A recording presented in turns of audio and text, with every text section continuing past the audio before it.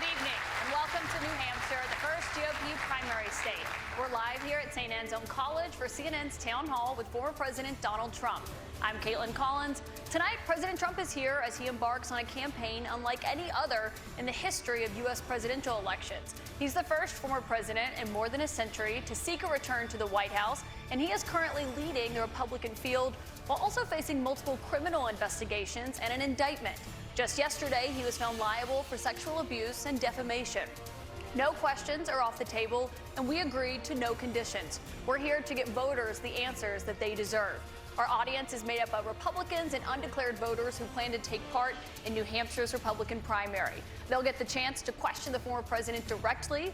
These voters and the issues that they care about the most will help decide if former President Trump will get a second chance to take on President Joe Biden. Please welcome the frontrunner for the Republican nomination, former President Donald Trump.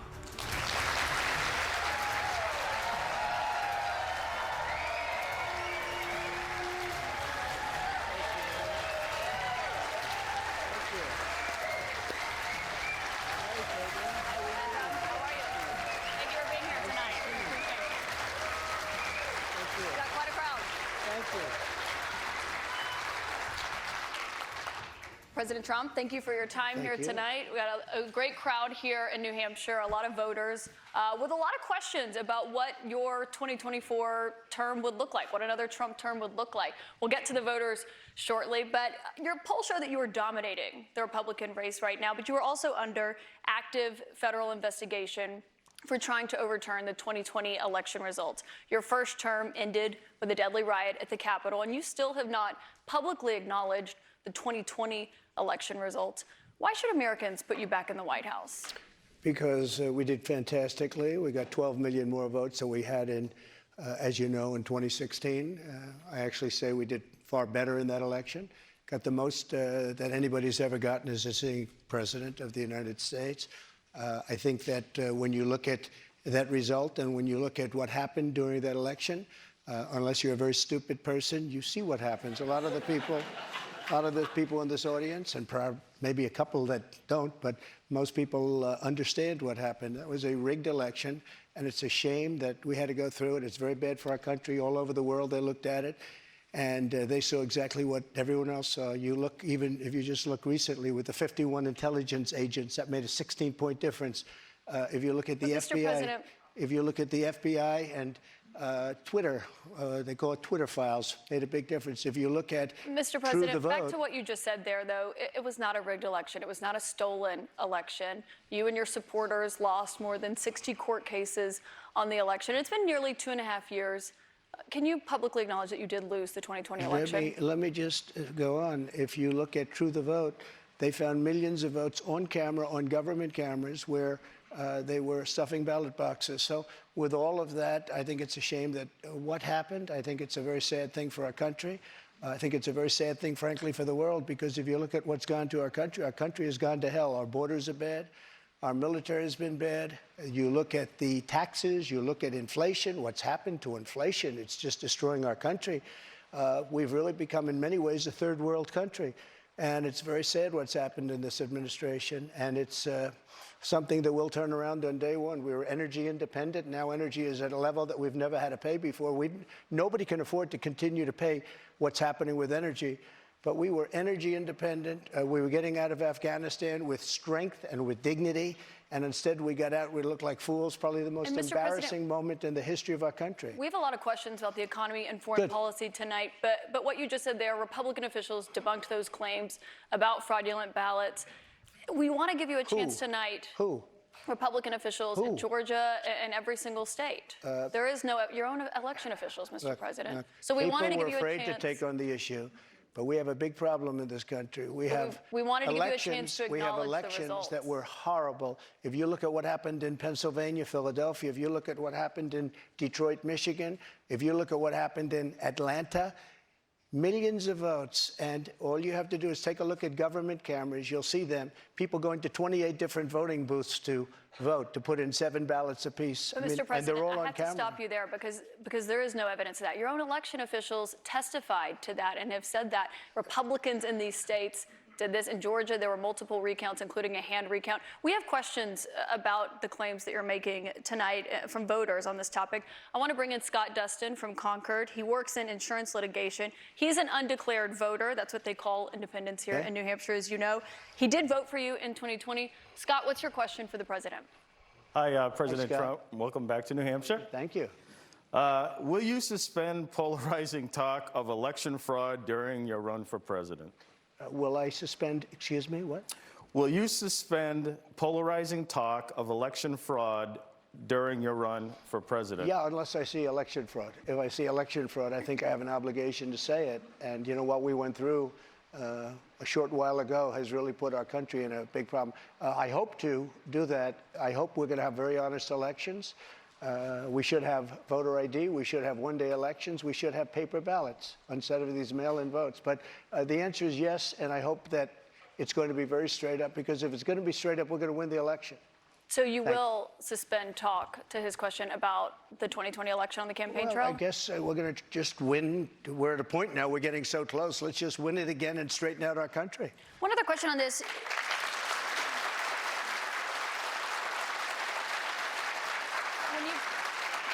When you've talked about the 2020 election results in the past, you once suggested terminating the Constitution. Do you stand by those comments? No.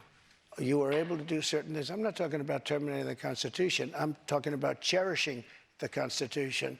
The Constitution says that we're supposed to have legal and well-maintained and well-looked-at elections, and we didn't have that. I cherish our Constitution, but we have to live up to the Constitution. We weren't living up to the Constitution.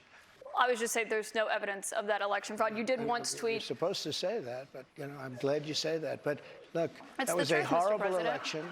That was a horrible election, and unless somebody's very stupid, and I know you very well, you're not stupid at all, but you perhaps are given an agenda or you have an agenda. Look, we have to have honest elections in our country.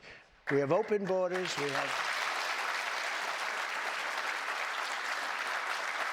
You look at what's happening. I mean, we have elections, we have open borders. Look at what's happening on our southern border. Millions and millions of people are coming here. They're being released from prisons. They're being released from mental institutions. And we have millions of people pouring into our country. And now they're getting rid of Title 42, which I put on, which kept people out that were sick and Mr. President, problems. we have a lot of questions about immigration to get to tonight. Obviously, that's a big topic, especially given what's expected to happen tomorrow.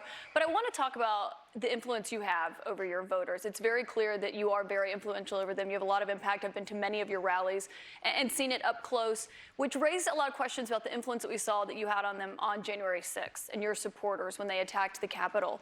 Do you have any regrets about your actions on January 6th? Well, you know, January 6th was, again, we go back to it, but January 6th had to do with the fact that hundreds of thousands of people, and you don't see the pictures very often. A lot of the people here probably were there. January 6th, it was the largest crowd I've ever spoken to. That was prior to the walk down to the Capitol building. I don't think, and I've spoken to hundreds of thousands of people. I've never spoken to a crowd as large as this. And that was because they thought the election was rigged.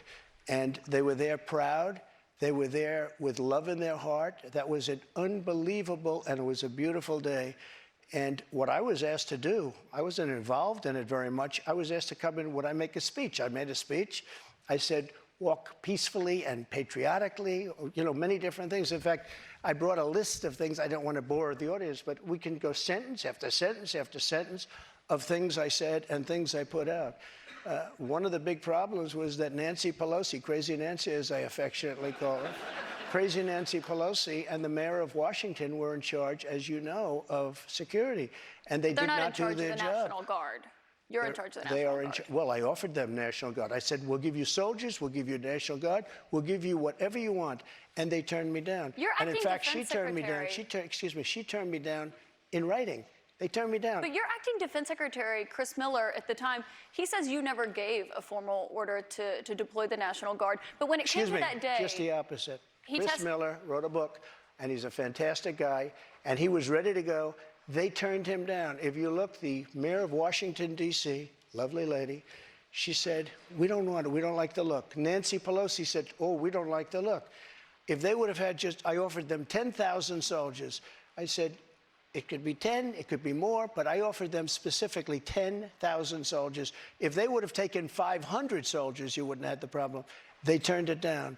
And if you look at the Inspector General report, he says they turned it down. They made a terrible mistake. Well, Chris Miller was your acting defense secretary. He says you never gave that order. But back to what happened on that day. He you said did you not weren't, say that.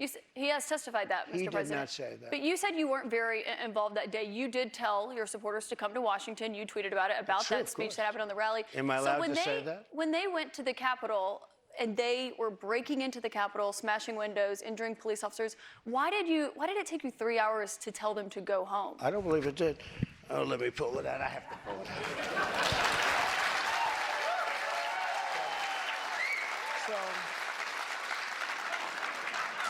So if you look at, on January 5th, the day before, I said, please support our Capitol Police and law enforcement. They are truly on the side of our country. Stay peaceful. Stay peaceful. This was the day before, and this was in the form of Twitter. Now I use Truth Social. I think it's far superior, okay? I hope everybody's on Truth. If you look January 6th, this is before 2:30. I am asking for everyone at the U.S. Capitol to remain peaceful. This is right after, as it was happening. But what happened is they took it down. I don't know why. I think they took it down because it was so good. They didn't like it being up there. I am asking, and we didn't know until I got it back, because now I have 90 million people waiting for me to go back, but I'm on Truth, and I'm staying on Truth. Listen, I am asking for everyone at the U.S. Capitol to remain peaceful. No violation. We want no violation. We want no violence. Remember, we are the party of law and order. Respect the law and our great men and women in blue. Thank you. That was at 2:30. That was very early. Mr. President, I looked at the same timeline that you did. No, but you didn't report that. You know why? Because it was taken down. We did report it. I was reporting that day. It was taken down and it wasn't But when it was clear to you that they were not being peaceful, you saw them rushing the Capitol, breaking windows, they were hitting officers with flagpoles, tasing them, beating them up. When it was clear they weren't being peaceful, why did you wait 3 hours to tell them to leave the Capitol? They listened to you like no one else. You know that. They do. I agree with that. But So why didn't you tell them to go home sooner? Nancy Pelosi and the mayor are in charge. I assume they were able to do their job. They weren't. But Pelosi's not in charge of Capitol security. And if you remember, I made a video right outside the Oval Office in the Rose Garden. And I'm very proud of that video. I didn't have a script. I don't need scripts like a certain person that's in there right now. What time, the video, it came out much later after they had already attacked the Capitol. It was a great video. And it was a beautiful video. And it said, I mean, I don't want to read it all, but you have to go home now. We have to have peace. We have to have law and order. We have to respect our great people of law and order. We love the people of law and order. We can't play into the hands of these other people. We have to have peace. Please go home. Now, I said that. Referring you know to what the they did? order there, They took Mr. that President. down, and you know, to this day, it hasn't been put up. And the reason is it's so good and so conclusive that all of this nonsense and all of the tens of millions of dollars that have been spent are just wiped away with this one. And they've never put it back up. They had another one that they did the same thing. But that video that you referenced there, it wasn't posted until 4:17 p.m. No, I'll tell you. They breached the Capitol at 2 p.m. That video was Mr. posted. 4:17 Yeah, p.m. actually a little bit before that. Right, so that's my question. Excuse me. Because in that 3 hours, over 140 it was officers posted after were the injured. first one I just read, though, and that was at 2 o'clock. But I think the reason the timeline is so critical here, because going back to your influence, in Here's that another 3 one I hours, posted. over 140 officers were injured that day. And a person named Ashley Babbitt was killed. Yes. You know what? She was killed, and she shouldn't have been killed. And that thug that killed her, there was no reason to shoot her. At blank range, cold blank range, they shot her. And she was a good person. She was a patriot. One there was person no who was reason. there- There was no reason. And he went on television to brag about the fact that he killed her. The officer was not bragging about the fact that he Oh, killed he her. was But bragging. one person who was at the He was Capitol bragging. that day, as you know, was your vice president, Mike Pence, who says that you endangered his life on that day. I don't Do think you he was in feel, any danger. Mr. President, do you feel that you owe him an apology? No, because he did something wrong. He should have put the votes back to the state legislatures, and I think we would have had a different outcome. I really do. But he doesn't have the authority to do that, as you know. What? The vice president does not have the authority to reject Are you ready? Let's those have this election one out results. just now, because it's interesting. Let's keep it interesting, right? I like Mike Pence very much. He's a very fine man. He's a very nice man. He made a mistake. His lawyer said, you cannot move. I called him the human conveyor belt. I said, even if the votes, I talked to his lawyer, even if the votes are absolutely fraudulent, he can't say, yes, sir, he can't say that. And the Democrats played it, and the rhinos played it. And then the election was over. They told him he couldn't do it. And Mike said to me, I can't do it. The lawyers told me I can't do it. They can't do it. But the lawyers were wrong, because right after the election, they all met, the rhinos and the Democrats, and they worked out a plan to make sure that future vice presidents don't do what I said you could do. That's not what happened. You're referring to the Electoral Count Act. I've read that. There is no authority. No, legal experts, including Republican legal experts, say that he does not have that authority, Mr. Caitlin, President. But I want to why move did on. they change the law then, saying that you can't do it? They didn't change the law. They strengthened the law because they were worried about presidents they strengthened exploiting. it, meaning you could do it. That's not what it means. Thank you. They strengthened the law Mike because had they the were right to worried. do it. They convinced him he didn't, and it was a horrible thing for our country. If you would have sent those votes back to Georgia, Pennsylvania, and other states, Wisconsin, which if you look at Wisconsin, they've virtually admitted now that the election was rigged. If you would have sent those votes back to many of those states, they would not come back in the affirmative. And remember what I said, and you just said it pretty much, you admitted what I said was right. They said he didn't have the right to do it. And he did have the right to do it, and that's why they changed the law, taking that right away. I should note that your campaign paid for a recount that happened in Wisconsin. It actually had more votes for President Biden by the end of it. But I want to move on to Wayne Byer. He's a retired attorney from North Conway. So many illegal votes were cast in Wisconsin. And if you look in Milwaukee, Wisconsin, they had so many illegal votes, they didn't even know what to do with them. You're absolutely wrong Mr. President, there weren't any fraudulent votes in Wisconsin. I do want to get to the audience, though. We have questions for you from the audience. Wayne Byer is a retired attorney from North Conway. He has previously served in Republican administrations. He volunteered for the Republican Party in the 2022 midterms. He voted for you in 2020. What's your question for the President, Wayne? Thank you for coming, Mr. President. Thank you, Wayne. My question to you is, will you pardon the January 6 rioters who were convicted of federal offenses? I am inclined to pardon many of them. I can't say for every single one, because a couple of them probably they got out of control. But, you know, when you look at Antifa, what they've done to Portland, and if you look at Antifa, look at what they've done to Minneapolis and so many other places. Look at what they did to Seattle and BLM. Many people were killed. These people, I'm not trying to justify anything. But you have two standards of justice in this country, and what they've done, and I love that question, because what they've done to so many people is nothing. And then what they've done to these people, they've persecuted these people. And yeah, my answer is I am most likely, if I get in, I will most likely, I would say it will be a large portion of them. You know, they did a very, and it'll be very early on. And they're living in hell right now. So when it comes to pardons, they're living in pardons, hell. And they're policemen, and they're firemen, and they're soldiers, and they're carpenters and electricians, and they're great people. Many of them are just great people. Mr. President, one of the people who was convicted was a former policeman, but he was convicted of attacking a police officer, I should note. But when you said you are considering pardoning a large portion of those charged with crimes on January 6th, does that include the 4 Proud Boys members who were charged and convicted of seditious conspiracy? I don't know. I'd have to look at their case, but I will say in Washington, D.C., you cannot get a fair trial. You cannot. Just like in New York City, you can't get a fair trial either. Speaking of New York, I want to ask you about a significant verdict that was reached yesterday. I know this is something you want to weigh in on as well. A Manhattan jury found that you sexually abused the writer E. Jean Carroll and defamed her. You've denied this, but what do you say to voters who say it disqualifies you from being president? Well, there aren't too many of them because my poll numbers just came out and they went up. Okay. I think I'm the only person in history who had a charge like that. And usually you leave office, you say, I'm sorry, but I'm going to back home. I'm back home to my family and everything. I'm going to be resigned. My poll numbers went up, and they went up with the other fake charge, too. Because what's happening is they're doing this for election interference. This woman, I don't know her. I never met her. I have no idea who she is. I had a picture taken years ago with her and her husband, nice guy, John Johnson. He was a newscaster, very nice man. She called him an ape. Happens to be African American. Called him an ape. The judge wouldn't allow us to put that in.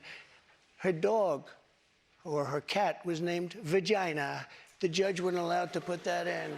All of these things, but with her, they could put in anything. Access, this Hollywood. This was a jury of 9 people who found you liable of sexual abuse. Do you think that will deter women from voting for you? No, I don't think so, because I think the whole thing, just so you understand, ready?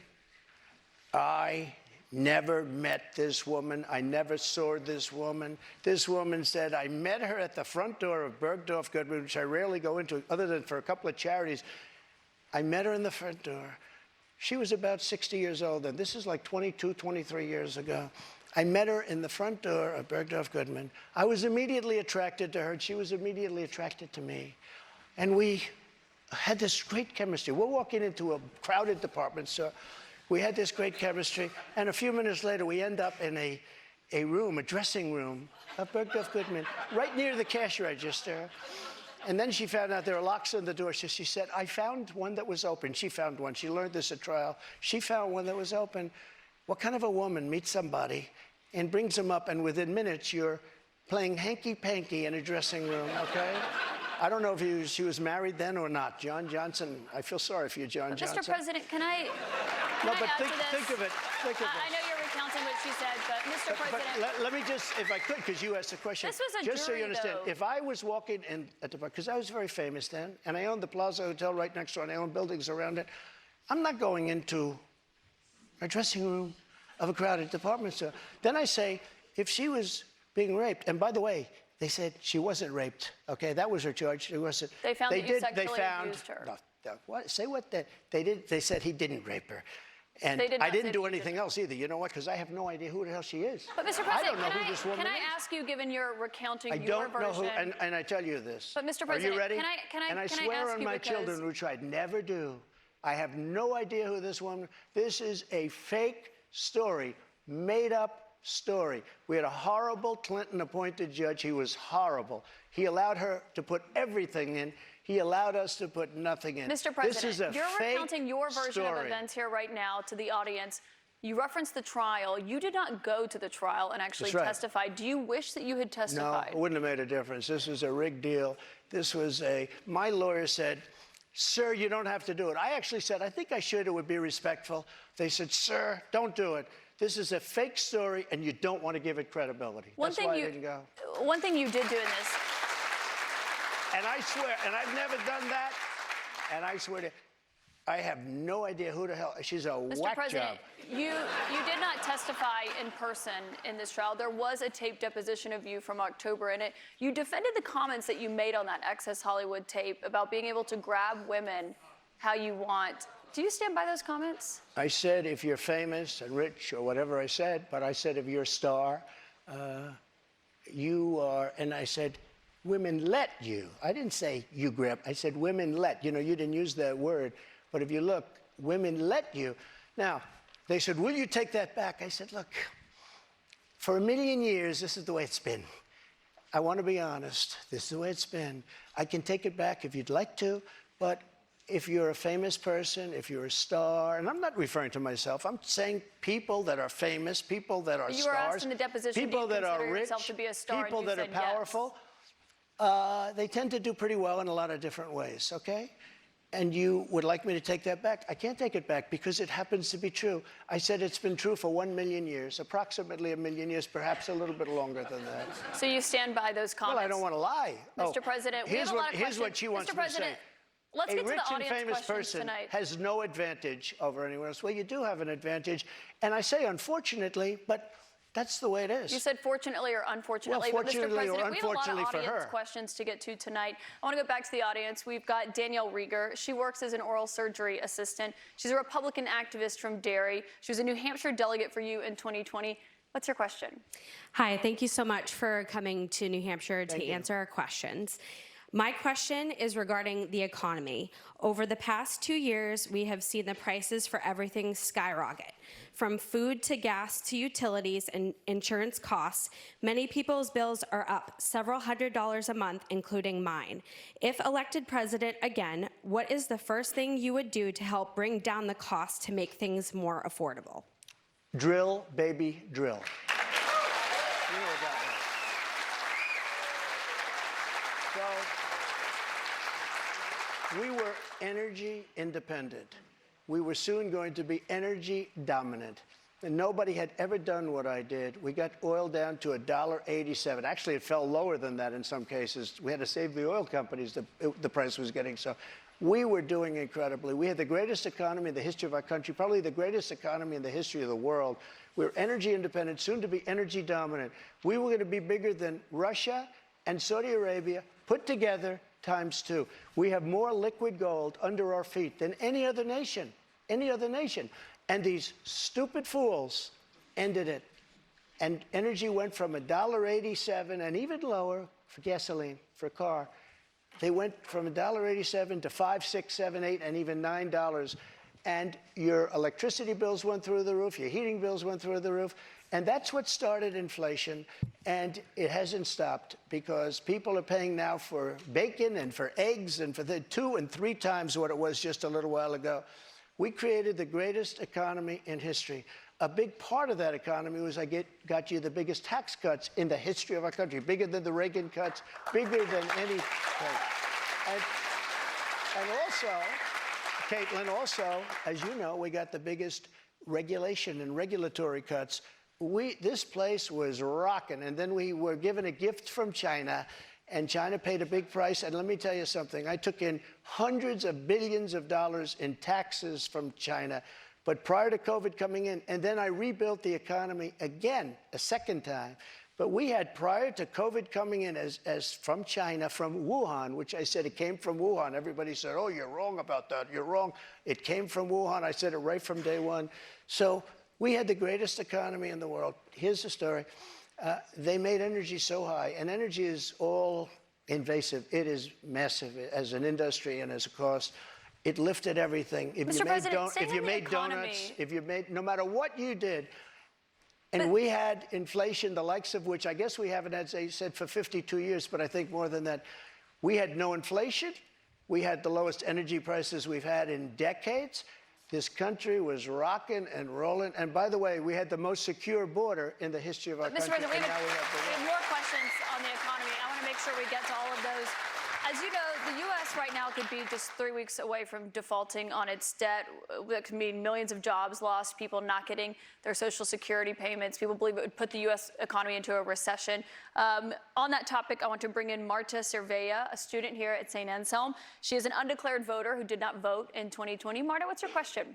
Hi, Mr. President. Hi, thank you. So my question is, what do you think about the United States' current debt situation, and how can we move forward?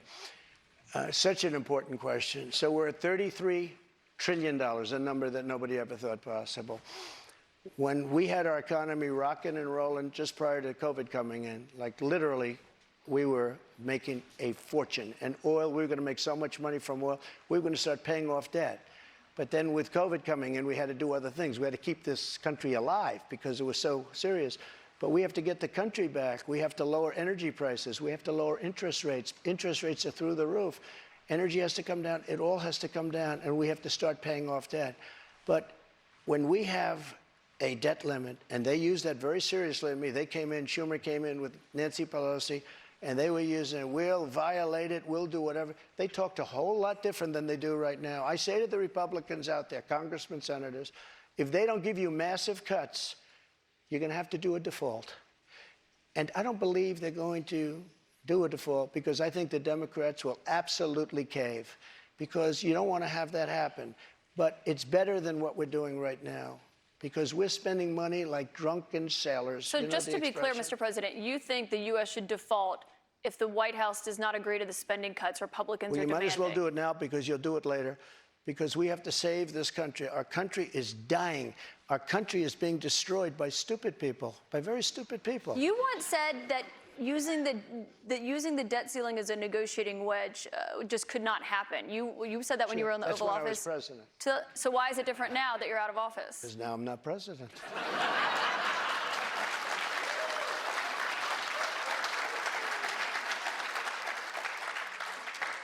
The U.S. defaulting would be massively Well, you consequential don't know. for everyone in this room, for all You Americans. don't know. It's psychological. It's really psychological more than anything else. And it could be very bad. It could be maybe nothing. Maybe you have a bad week or a bad day. But look, you have to cut your costs. We're spending $7 trillion on, much of it on nonsense. $7 trillion on nonsense. We've got And another I actually question from a said, voter tonight. get all of that money that was wasted, and frankly, the Senate should have never approved it. Get all that money that was wasted, and if they don't get rid of that, you'll have to default. Okay? Mr. You'll have to President, default. we've got another voter here tonight. And by the way, you're going to default eventually anyway, but it's going to be much messier. I don't think you'll have to default. I think if the Republicans hold strong and they say let's say we want $5 trillion off, I really think the Democrats have no choice but to do it. And if I win, they're going to be doing the same thing to me in 2 years. I guarantee you that. Mr. President, we've got they're going to play another a very voter here hardball game, tonight. and they did that before. Bobby Petrino has been waiting very patiently. Sure. He's a student at St. Anselm. He's a member of College Republicans. He's an undeclared voter right now. He supported you in 2020. Bobby, what's your question for President Trump? Hi, thank you for coming. This is a bit of a pivot, but with gun violence and mass shootings in the news cycle recently, I'm worried that state governments and the federal government are going to act to repress gun rights. Under your administration, you instructed the Department of Justice and the ATF to ban bump stocks. If elected president again, how would you act not only to defend our Second Amendment rights, but to restore rights that have been taken from us, such as, by example, recently the ATF's ruling on the pistol stabilizing braces? Yeah, as you know, the bump stocks are actually a very unimportant thing. And NRA, I went with them, and they said it doesn't mean anything. Or actually, all they do is teach you how to shoot very inaccurately. So we did that. There's been nobody that's protected the Second Amendment, as you know, like I have. I protected it through thick and thin, not easy to do. But we have a very big mental health problem in this country. And again, it's not the gun that pulls the trigger, it's the person that pulls the trigger. And we have to protect our Second Amendment. We have to protect our Second Amendment. Mr. President, you dealt with a lot of mass shootings when you were in office. This year, there have already been more than 200 mass shootings in 2023. If you are reelected, are there any new gun restrictions that you would sign into law? I would do numerous things. For instance, schools, we would harden, very, very much harden. And I'm a very believer. I believe in teachers. I love teachers. I think they're incredible. And they love the children, not quite like the parents, but they love the children in many cases almost as much. Many of these teachers are soldiers, ex-policemen. They're people that really understand weapons. And you don't need 5% of the teachers would be more than you could ever have if you're going to hire security guards. But in addition to that, have security guards. You have to harden your entrances. You have to make schools safe. And you can make other places safe. But it is a big mental health problem in this country more than anything else. And remember, we have 700 million guns, 700 million. Many people, if they don't have a gun, they're not going to be very safe. I mean, if they don't have a gun, it gives them security. Now, you need them for entertainment, you need them for hunting, you need them for a lot of different things. But there are people that if they didn't have the privilege of having a gun in some form, many of them would not be alive today. You know, there's a certain country that had a very strict policy on guns, very, very strict. Which country? And, Brazil, okay? Brazil, very strict. And the former president of Brazil, and the killing was incredible. They were walking into people's homes and killing people. They had no protection. He said, go out and buy guns. People went out and bought guns, and it went way down. The numbers went way down because they had security.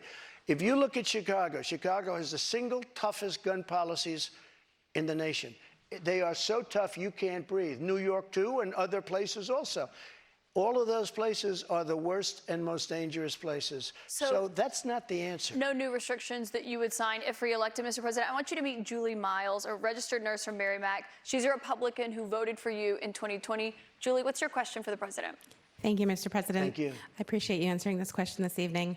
How do you plan to appeal to women voters in New Hampshire who are concerned about the Dobbs decision and how states may change their laws? It's such a great question, and it was such a great victory, and people are starting to understand it now. You know that they wanted to bring it back to the states, but that was probably the least important part of that victory. Getting rid of Roe v. Wade was an incredible thing for pro-life because it gave pro-life something to negotiate with. Pro-life had absolutely nothing being stuck in Roe v. Wade to negotiate with. And now what's happening, and I see it all over, deals are being made, deals are going to be made.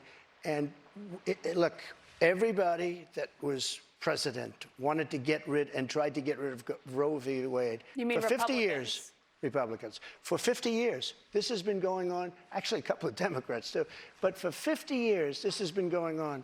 I was able to do it, and I was very honored to do it. But by doing it, things are happening that are very, very positive. And I happen to believe in the exceptions, the life of the mother, rape, incest, like Ronald Reagan believed in the exceptions. But I happen to believe that. I think it's frankly important to do that, but a lot of people are against that. A relatively small number. But the way I look, I think it's very important to say this. I consider the other side to be radical because the other side, under Roe v. Wade and other things, the other side, they're radical because they will. Remember the debate with Hillary Clinton? They said, rip the baby out of the womb at the end of the 9th month. They will kill the baby in the 9th month. If you look at that crazy governor of Virginia from the former governor, where he said, no, the baby will be born, and then we'll decide essentially whether or not to execute the baby. But, Mr. President, can we talk about what you would do if but these are the radical people. It's not the pro-life people that are radical. But if you are reelected and you're back in the Oval Office and you get legislation to your desk, would you sign a federal abortion ban into law? What I'll do is negotiate so that people are happy. But the fact that I was able, I'm so proud of it. We put 3 great justices on the Supreme Court. We have almost 300 federal judges on the Supreme Court.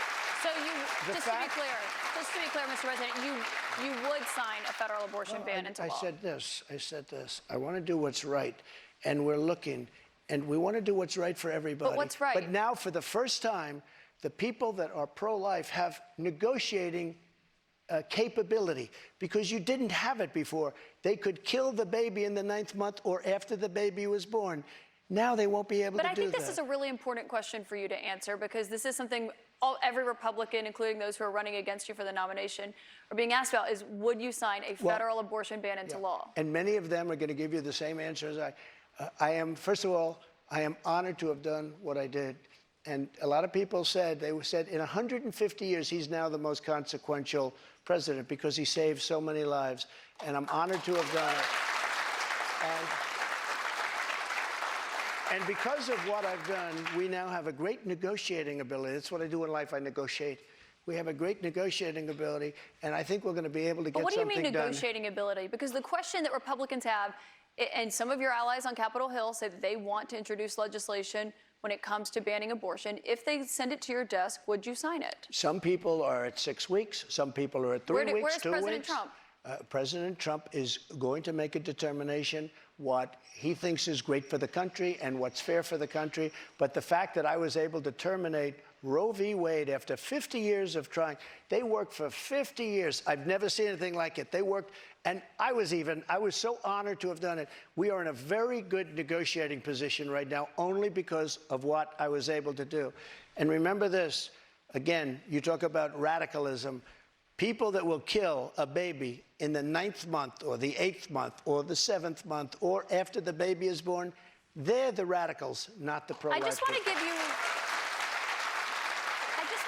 one more chance, though, because you did not answer whether or not you'd sign a federal abortion ban or how many weeks into pregnancy you believe abortion should be banned. Yeah, but I've given you the answer probably 4 times already. Which one I'm is it, looking, though? I'm looking at a solution that's going to work. Very complex issue for the country.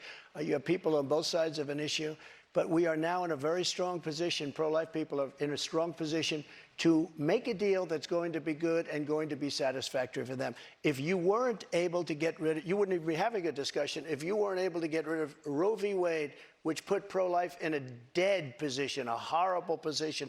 They could kill the baby at any time they wanted to, but we did something that nobody thought was doable. And other Republican presidents, and others, by the way, They wanted to get it out. They also wanted to bring it back to the states, but bringing it back to the states is a less important issue But that's why than it's the the issue that question we about a just talked federal about. abortion ban. You Well, did not say yes or no to that. It You did depends not say how many weeks. It depends what the deal is. Lindsey Graham's You did not say a how good many man. weeks. He's got an idea, and a lot of other people have an idea. And I look at all the And different a lot of people ideas, and will be curious what I'll your make the right idea is decision. on that. President Trump, we've got more questions to come for you tonight. We'll make be the right right back decision for the in just a moment.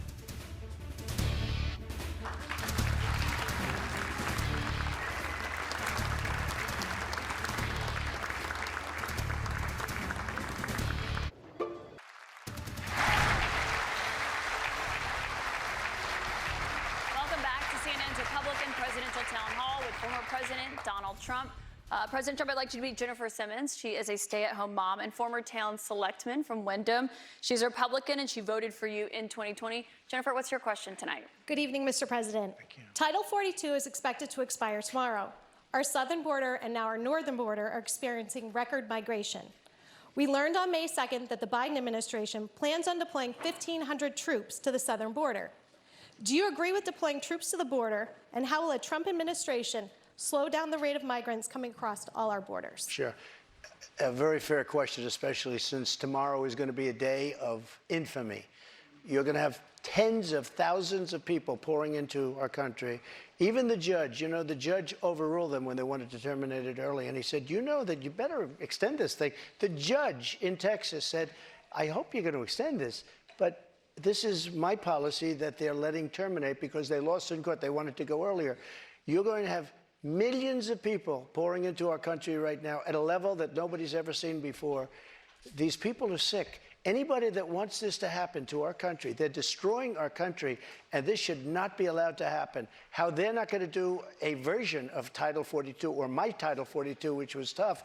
If people are sick and have infectious diseases and lots of other problems, we don't want them being into our country. We have enough problems right now. We have problems like we've never had in the history of our country. But Mr. President, our country is being destroyed. The reason it's ending is because the health policy, the COVID-era pandemic emergency, is coming to an end. That's what Title 42 was. You put it in place because That's of COVID. true, but when it comes to big questions about what your immigration policy would look like if you are reelected, some of your Republican rivals have criticized you for not fulfilling the promises that you made on the campaign trail, like finishing the border wall. So how did voters know that you would get those done if you're reelected? I did finish the wall. I built a wall. I built hundreds of miles of wall, and I finished it. And then I said, we have to build some more because there are areas like water going through a dam. There are some areas where a lot of people are coming. You close up one, and they come into another. And we started another 100 miles of wall. In fact, I said to my people, if we start this and don't finish it, and then we had a rigged election. I'm sorry to say it. The election was not rigged, okay, Mr. good, President. You can't I'm keep glad saying you that said all night long. And so You cannot then keep saying they that the took election over was and they rigged. decided not to finish it. It would have taken them 3 weeks. I built hundreds of miles of wall. If we didn't have it, it would be hard to believe it could be any worse. They're just letting people flow into our country. Look, a country has to have borders.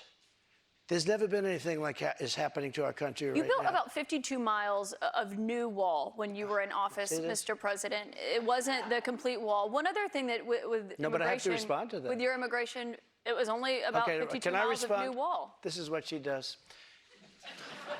I built hundreds of miles. Some of the wall was up there, and it would be laying on the ground, rusted, rotten steel, rusted, rotten wood, and what the radical left crazy Democrats did, if there's a piece of wood laying down, they consider that a wall. I built 30-foot walls that go down 7 feet into the ground. If there was a little piece of wood sitting in the ground, they said, oh, he's not building a wall. We already had a wall.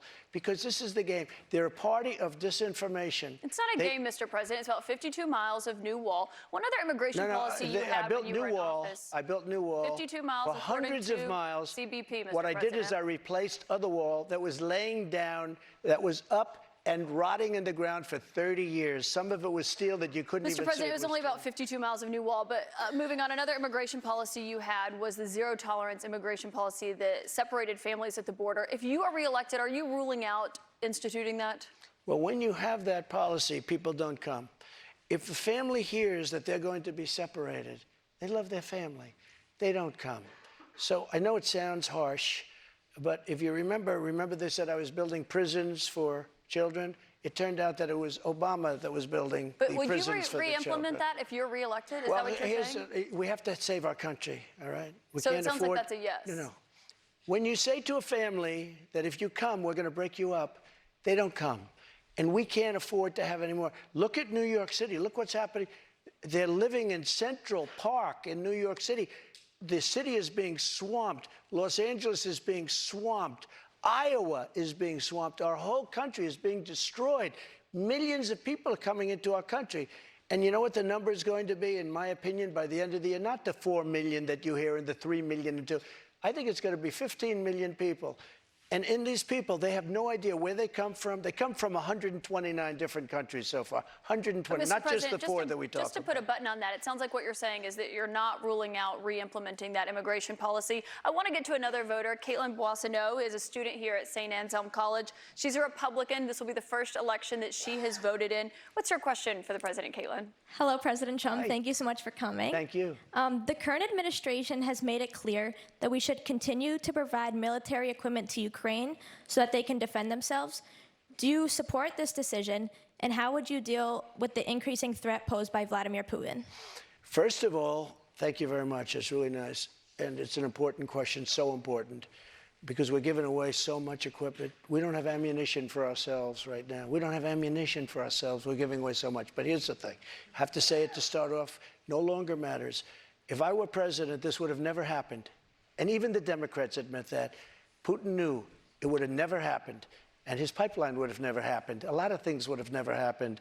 But this would never have Democrats happened. say that, And Mr. all those President? dead people, both Russian and Ukrainian, they wouldn't be dead today. And all those cities that are blown up and disintegrated right to the ground, that wouldn't have happened. Okay, now, here's the problem. We've given so far $171 billion. They've given, meaning European Union, which is approximately the same size altogether as our economy. They've given about 20. So we're at 170, let's say, and they're at 20. You don't have to know too much about history to realize, or geography, to realize that they're a little bit more affected than we are, okay?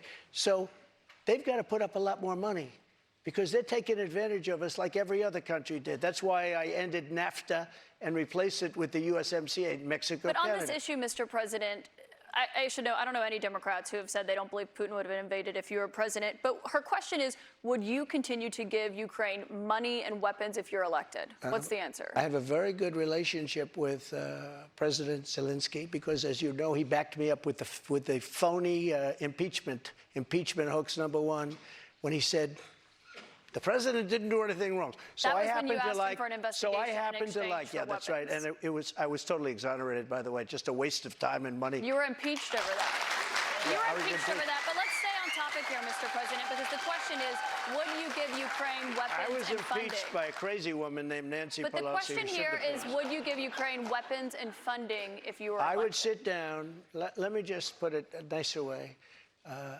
If I'm president, I will have that war settled in 1 day, 24 hours. How would you settle that war in 1 day? Because I'll meet with Putin, I'll meet with Zelensky. They both have weaknesses and they both have strengths. And within 24 hours, that war will be settled. It'll be over. It'll be absolutely Do you over. want Ukraine to win this war? I don't think in terms of winning and losing. I think in terms of getting it settled so we stop killing all these people and breaking down this country. Now, What do you? Can I just follow up on that? You But said one you of the don't things think in you have terms to of do is winning you have and to get losing. you have Mr. to get President, can I Europe. just follow up on that because that's a really important Excuse me, statement let me that just you just follow made up. there. Can you say if you want Ukraine or Russia to win this war? I want everybody to stop dying. They're dying, Russians and Ukrainians. I want them to stop dying. And I'll have that done. I'll have that done in 24 hours. I'll have it done. You need the power of the presidency to do it. But you won't say that you want Ukraine to win. You said know when what I'll you were in- say? I'll when you say were in this. office- I want Europe to put up more money because they're in for 20 billion. We're in for 170, and that's they not should an be. answer about who And should they win should the war. equalize. They have plenty of money. They should equalize. I got with NATO. But I'm when I asking you sat about down, I got Ukraine them right to now, put up Mr. hundreds President. of billions of dollars that they weren't paying under Obama and Bush and all of these other presidents. That's why they're able to help them fight the war because of the money I got. But I let's want talk about Europe. what's happening in Excuse Ukraine, me. Mr. I want President. Europe to put up more money because they're laughing at us. They think we're a bunch of jerks. We're spending $170 billion for faraway land, and they're right next door to that land, and they're in for 20. I don't think so. When it comes to what's happening there, when you were in office, you said that you respected President Putin. Do you still respect him today? He made a tremendous mistake. He was a smart guy, you know. I remember I said he was smart, she was smart. What was his he mistake? said President Xi of China, right, is smart. Okay, 1.5 billion people. He's the ruler of 1.5 billion people. I said, yeah, he's a smart guy. How dare he say he's smart? Of course he's smart. They want you to say he's a stupid person. Okay, he's not a stupid person. He's very smart. He's very cunning. And Putin made a bad mistake, in my opinion. What was his mistake? His mistake was going in. He would have never gone in if I was president. We used to talk about it there. Do you believe that he is a war criminal? What? Do you believe that Putin is a war criminal? He's responsible for the deaths of thousands of Well, Ukrainian men and I think women it's and something that children. should not be discussed now. It should be discussed later, because right now we have to get a war. If you say he's a war criminal, it's going to be a lot tougher to make a deal to get this thing stopped. Because if he's going to be a war criminal where people are going to go and grab him and execute him, he's going to fight a lot harder than he's fighting, you know, under the other circumstance. That's something to be discussed at a later date. Right now, we want to get that war settled. And I'm not talking about the money either. I'm talking about all the lives that are being, the number of people being killed in that war is far greater than you're hearing. When they blow up a city and those buildings come pouring down and then they say 2 people were injured, no, hundreds and thousands of people are being killed, and we have to get that war settled. We have more with former President Trump. Right after this, we're going to take a quick break, and then we'll be back with questions from voters right after that.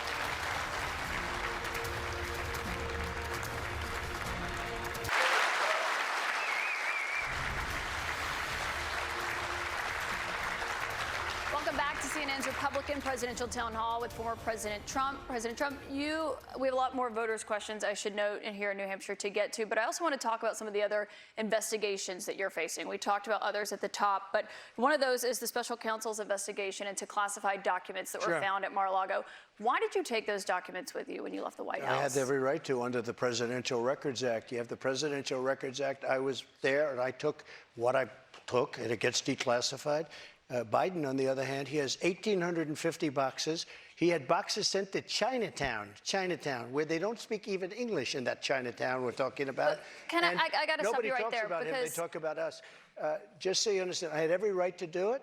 I didn't make a secret of it. You know, the boxes were stationed outside of the White House. People were taking pictures of the GSA of the various people. I got to stop you right there, though, because the Presidential Records Act, which is not well known to a lot of people, I read it. It does not say that you can take documents with you. It says actually that they are the property of the federal government. It says you talk, you negotiate, you make a deal. It's not criminal, by the way. The Presidential Records Act is not criminal. And just so you know, it does not say you can negotiate to take the documents with you. Can I tell you? Just so you understand, the Presidential Records Act is not criminal. I took the documents I'm allowed to. You know who else took them? Obama took them. Nixon took them. Reagan took them. Documents. Oh, he didn't? The difference here that I'd like to know. Reagan National took Archives says that President Obama even Jimmy did not Carter, take documents. even Mike Pence had some documents, and he's a You very referenced honorable Pence, guy. you referenced But you know who Biden. took them more than anybody is Joe Biden. He has 1,800 boxes. That's And not nobody accurate, even Mr. knows where President, they and you are. know that. 1,800, and nobody talks about him. Mr. President, And they that's not accurate. they put a rough guy on us, and they, in the I think meantime, it's they have important, nobody. Mr. President, to actually set the record straight here. They took documents, including Vice President Pence.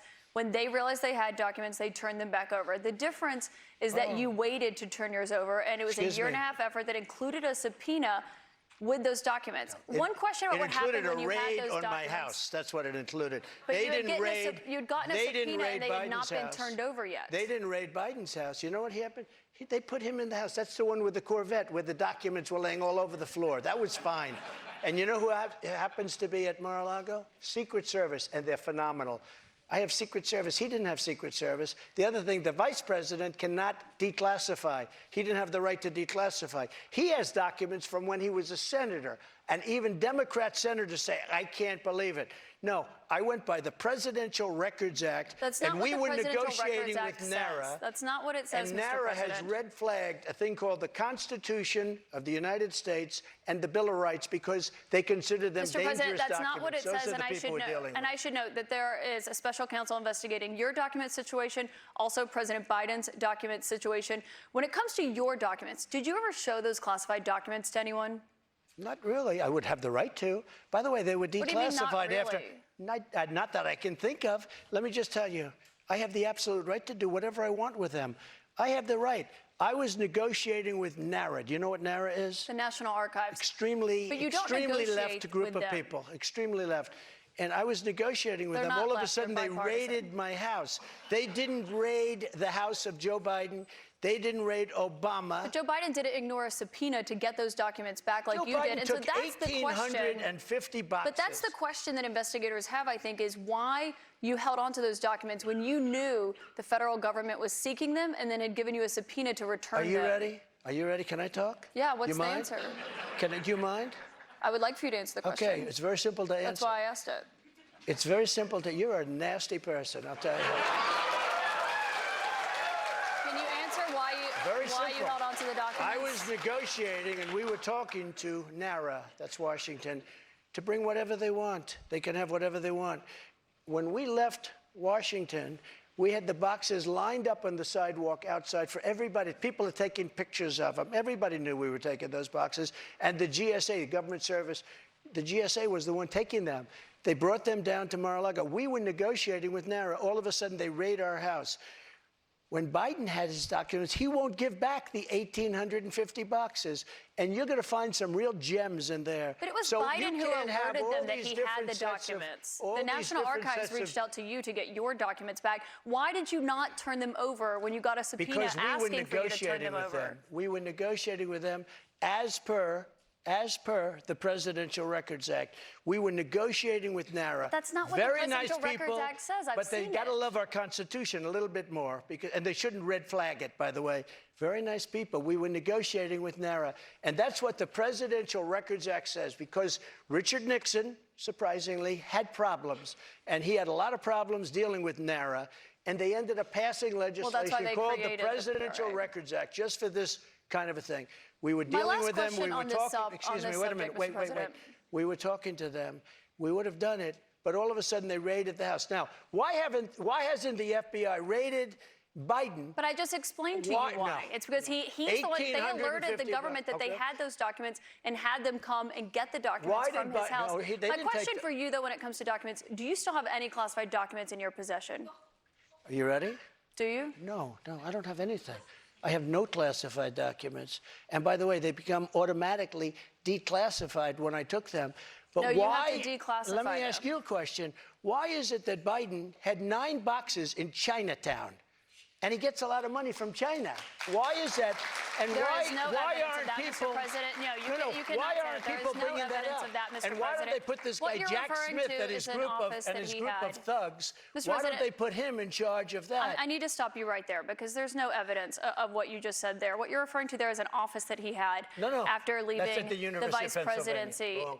He had a temporary office. But I want to ask you about another investigation You're so that you're wrong. facing. You don't know the subject. I do know the subject. He had and I one do at know the University facts, of Mr. Pennsylvania, President. but he also had I want 9 to move boxes on to another in investigation that Chinatown. you're facing, which is the one She that's doesn't happening understand in it. Georgia, where they are investigating there your efforts to overturn the election results in the state of Georgia. did At the nothing wrong. It was center a of perfect that, phone call. let me finish my question. At the center of that is that call that you had with the Secretary Perfect of State, call. Brad Raffensperger. Yeah, sure. Given the fact that there are indictments expected to come in that case this summer, is that a call you would make again today? Yeah, I called questioning the election. I thought it was a rigged election. I thought it had a lot of problems. I had I guess he's Secretary of State. I called. Listen to this. There are like 7 lawyers on the call, many of them from there. We're having a call. We're having a normal call. Nobody said, oh, gee, he shouldn't have said that. Why? If this call was bad, I questioned the election. You if asked this him to call find was you bad, votes. I didn't ask him to find anything. Let me We've just tell heard you, the audio if tape, this Mr. call President. was There's bad, an audio of you asking him to I find you said, 11,000 you owe something me votes. votes because the election was rigged. That election was rigged. And if this call was bad, why didn't him and his lawyers hang up? How dare you say that? This was a perfect Well, they were phone clearly call. concerned enough. They recorded the call, and I should note that, of This course, was a call that was made to question the results of election. And when we can't make a call to question election results, then this country ought to just forget about it. you weren't just questioning the election results. I was You were questioning asking the him to election. find you votes.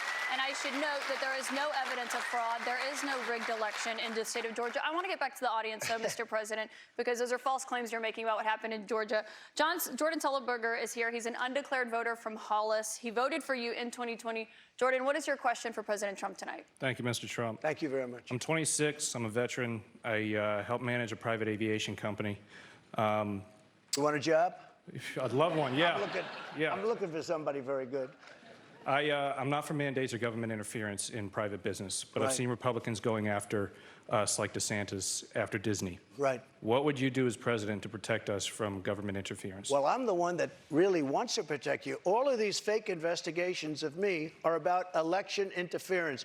They think because I'm leading Biden by 11 points, 7 points, 9 points, I'm leading DeSanctimonious by a lot, by 40 points or 45 points. I think he ought to just relax and take it easy and think about the future, because right now his future is not looking so good. I will tell you this. We are really putting it to Biden, but he's putting it to himself because the economy stinks, inflation is horrible, and the border is a disaster. And by the way he got out of Afghanistan was the single most embarrassing moment in the history of our country.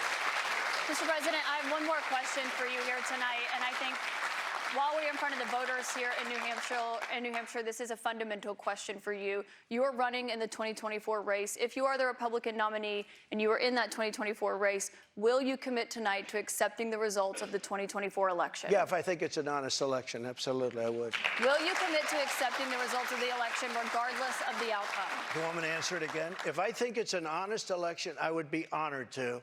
And right now, we are so far ahead of both Democrat and Republican. And you know what? If I don't win, this country is going to be in big trouble. It's so sad to see what's happening. But no commitment there on the accepting the results regardless of the outcome. If it's an honest election, correct, I will. Okay, so not committing to accepting the 2024 election results or acknowledging what happened in 2020. Go ahead. President Trump, I want to thank you for coming here tonight. This is an important conversation with voters to hear and to have. Thank you to our audience and to our host, St. Anselm College. CNN's coverage continues with Anderson Cooper and Jake Tapper. Thank you. Thank you very much. Thank you very much, Katie. Good job. Thank you, Katie. Thank you very much. I like you guys. We love New Hampshire. Thank you, Woody. Good luck, Woody. Thanks, everyone.